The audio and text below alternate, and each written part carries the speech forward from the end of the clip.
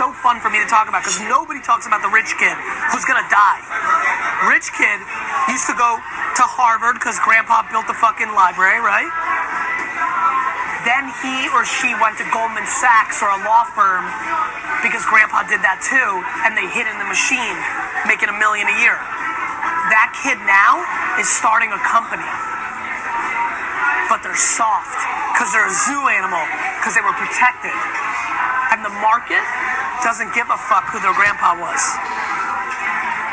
And they're going to get exposed. And they're going to fall hard. I meet these kids every day. If you ask me who I'm more scared for, the hood kids I hang out with every day or the fucking trust fund babies, not even close. Trust fund babies. Because they're going to kill themselves. The hood kids are just going to blame the president and grind. I'm telling you, it's going to be bad. You know why I'm so happy? Because I think everything's my fault. I'm being serious. It's weird as shit. It took me a long time. I'm like, oh shit. Because the second you think it's your fault and you don't think anybody else controls your shit, you get happier. I'm not going to speak bad about P. Diddy because he's still a black man. Mistakes happen. And I can't say if it is or it's not a mistake, but things happen in life. And P. Diddy business is P. Diddy business. It's not my job or anyone else's job to go on the internet and stump him and kick a man while he's down. My take on it is it's not my business. I don't think it's right at all. And I don't condone it. Even if that happened to my daughter, I would be hurt. But that's a choice that my daughter made. What Floyd is pretty much getting at is the aspect of accountability. And that's something that's foreign to the modern day woman. Accountability. That's all he's getting at. And I understand the aspect of victimhood when it comes to that situation with the woman, where you have a Cassie and a Diddy. But at the same time, all he's getting at and all he's trying to push is accountability. Understanding that, she's been in that situation with Diddy and she stayed, she endured, she continued to stay with him. It's the same thing like when you think about these domestic violence situations where the woman, she get beat and she continues to stay. So it's like one of those things where you have to hold yourself accountable because you made the choice to endure, you made the choice to suffer. And some of that may be a part when it comes to, them actually liking that deep down inside. And also something about the man that they just can't separate themselves from. So it's one of those things where you just push that aspect of accountability because that's the missing part that people aren't jumping to. They just want to jump straight to victimhood. Oh, this happened to this person, but let's contextualize things and think critically. Maybe if you would have left this person, you wouldn't have suffered what you suffered. So I don't want to kick nobody while they're down. I think the big thing, because I have girls too, is though. No boys? I have a boy too. Okay. Is one, if your son is in that position or your son is accused of those things that Diddy was accused of, like, I'm going to believe in my son and what he says, but I'm going to check him about that.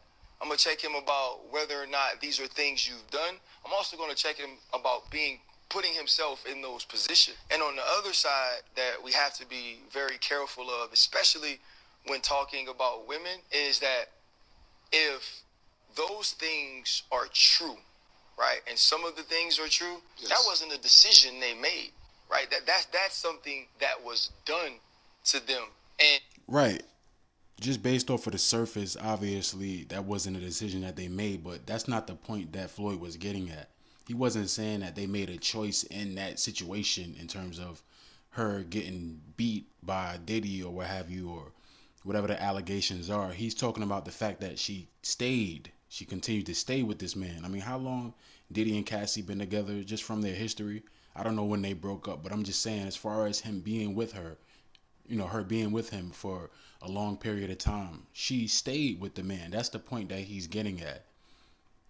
So it's not about the action. It's about the decision that you make after the action.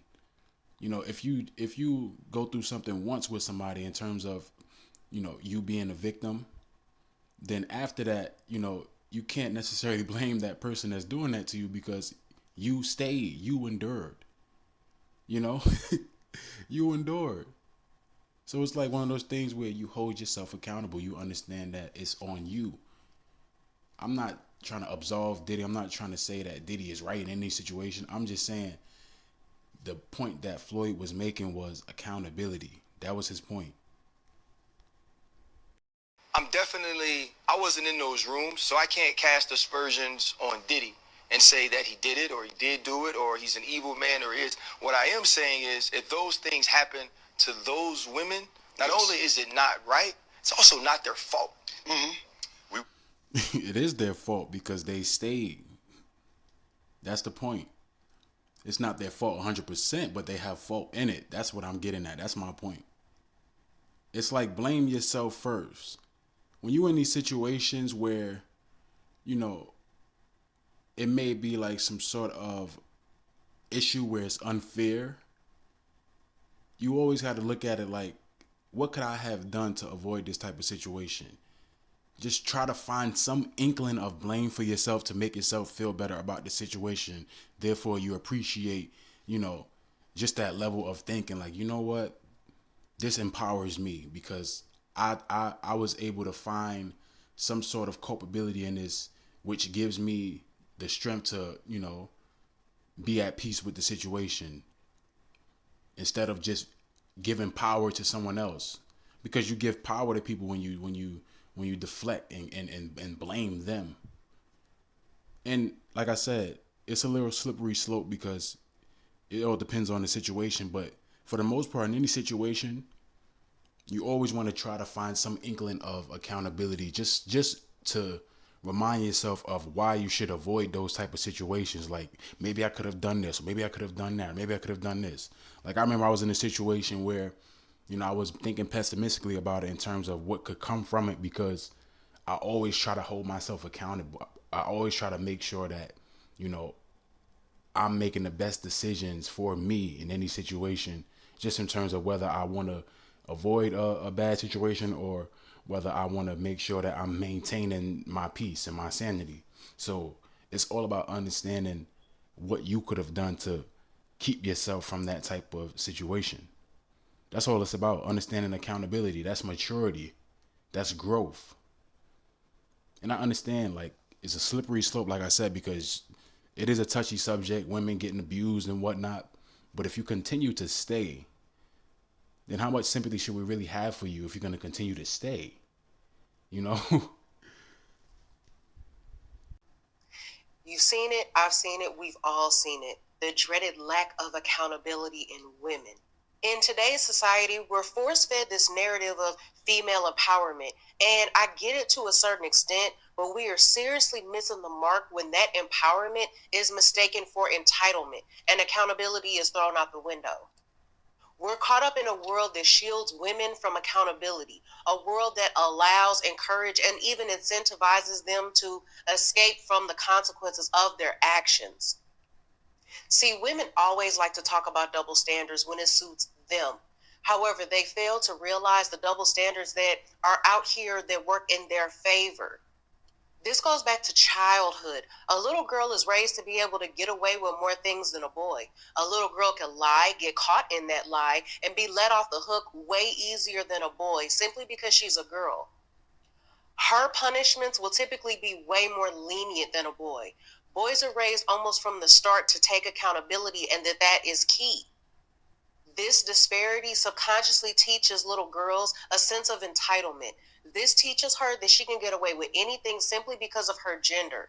They learn to avoid responsibility, thinking that they're like exempt from consequences just because they're females. Right. And part of that is natural, just based off of how the Most High made us when it comes to the natures. But she's 100% spot on just when it comes to what she's laying out here. 100% spot on. And this is coming from the horse's mouth. This is coming from a woman. So at the end of the day, it's not about every single woman. It's all about the majority. But the majority is the one we focus on because that's what's prominent in this society. And at the end of the day, even when it comes to the household, The woman brings everything together. The woman is the one that brings everything together, especially in a harmonious fashion. So this kind of reminds me of this show that I watched, Everybody Hates Chris. There was an episode where Julius, who was the father, he brought home a new VCR. And this is based in the 80s, so that was a big thing. He brought home some new VCR, and he just wanted to make sure that nobody recorded over his special shows that he liked to watch. And he made it specific. Like, he was adamant about it. He told his kids, don't record over my shows, my stories. So Tanya, she recorded over his shows, and, you know, he yelled at the daughter, Tanya. Tanya is the daughter's name. He yelled at her.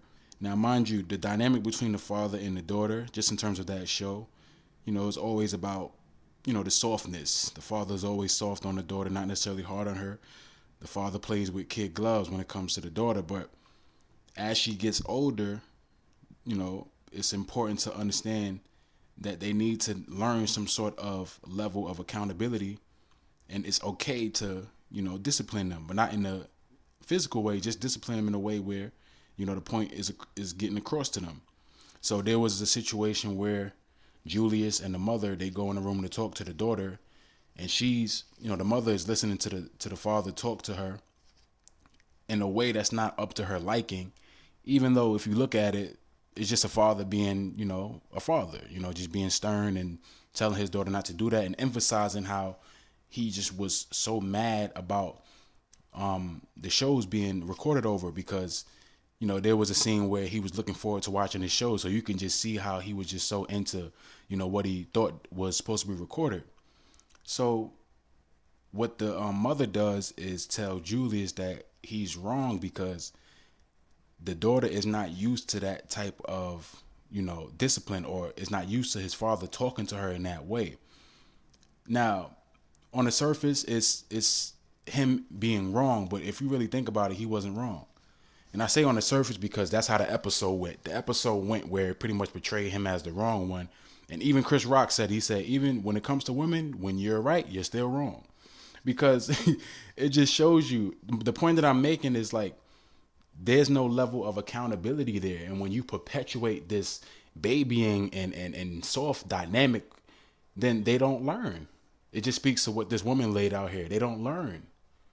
So in that episode, you know, Pam, who plays the mother, Rochelle, was telling Julius, it's like, hey, listen, the kids, they used to me being angry and mad, and, you know, they used to how I am. They're not used to you being like that, because you're the reasonable one. You're the one that's always like the buffer between the craziness and the reality, or the nonsense, or, you know, the deception, the craziness and the deception, or just whatever. You're just a buffer, just in general.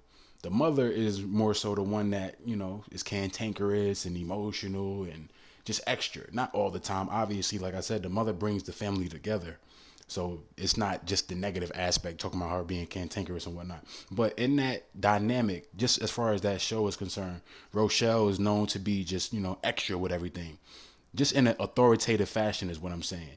And the father is more so like stern, but also rational, also logical, so on and so forth. The mother, you know, she's the one that can be a little childish. If you look at that episode, it really highlights real life dynamics. It really does. That's why I like that show so much. Just on YouTube, watching certain episodes that Everybody Hates Chris, just, you know, whatever. But I'm just speaking to the point of her, pretty much, as far as Rochelle, the mother, she was pretty much, you know, perpetuating that softness, not necessarily trying to say, hey, well, you know what, she needs that. You know what I mean? Because at the end of the day, as you get older as a female, you know, it's important for you not to get baby. It's important for you to understand, okay, I was wrong in this situation. Why should the father have to change up his tune just because the daughter is used to him being that way? Not to say that he can't be that way in other aspects, but in that sense, it's important to emphasize, you know, what she did wrong instead of, you know, him being held to the fire. And it's crazy because when you look at the rest of the episode, it's as if he was wrong because the daughter is ignoring him. Now, in real life, I'm like, listen, you're not going to ignore me. You're not going to do any of that. Because at the end of the day, my point was made. I'm being disciplined. I'm not putting my hands on you. All I'm telling you is you did something wrong. And you're going to receive that, whether you like it or not. You're not going to sit here and ignore me just because I'm not babying you. And that's just that's just an irrational type of dynamic. That's an irrational occurrence where it's like you're justifying the actions of someone in regards to what they did wrong, their infractions, by saying, hey, you know, she's not used to you doing that. She's used to you being soft with her. So maybe you should be more soft with her. But if you're soft with her, she's not going to get the point. And that's just the point I'm making, you know. I know I'm going on a tangent with it, but it just, you know, goes in conjunction with this video in terms of holding yourself accountable. Now, I get it. That's a little girl, but it just speaks to what this woman was saying in terms of how the little girl is trained to not understand accountability. And then they grow up and, you know, a woman is just a child with breasts, just like the brother COJ say. I don't want to just keep quoting the brother, but it just, you know, certain videos that he's done and certain points that he's made, it really holds true, man. It really, really holds true. So it's just one of those things where it's like, you know, just from a child where the woman is not taught accountability, she's more so taught entitlement. That festers and it grows and it turns into adulthood. And you see these women out here and they just like little children. Not saying all of them, and even in that aspect of them being like little children, it's not to take away from their intelligence level or, you know, any sort of maturity that they may have, but at the same time, we're just different, man. And it's okay. It's like even that immaturity aspect of the woman, that's just something that's associated with her. She was made a certain way. The Most High made the woman a certain way. You know, she's not 100% an adult. She's just not. And it's not necessarily me knocking her with that. It's just the understanding of how the Most High made the woman. You know, because you have this woman right here speaking, articulating herself, seems very intelligent. I would give her about like 98% adult. She probably has like 2% of immaturity within her. And everybody does. You know, I'm not just trying to limit it to women, but I'm just saying in terms of the natural, intrinsic aspects of men and women, you know. But accountability is very important. Very, very important.